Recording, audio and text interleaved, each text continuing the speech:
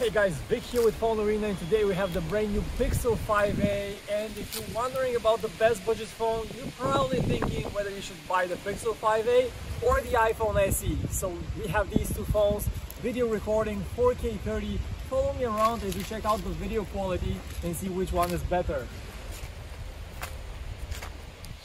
Now, interestingly, the iPhone SE, which was released in 2020, only has one camera, the main camera, while the Pixel 5a comes with two cameras, the main one and an ultra-wide, which is super nice to have, and that is lacking on the iPhone.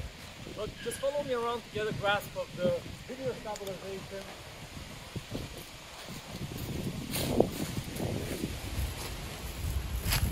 Alright, and now let's switch to the ultra-wide camera on the Pixel 5a so you can see the difference in perspective.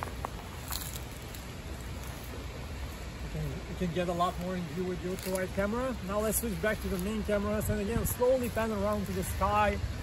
Check out the dynamic range, which phone does better. Now both of these have good cameras, but again only one on the iPhone SE. So you let me know which one you like better in terms of video recording quality. My name is Vic, this is PhoneArena. Thanks for watching.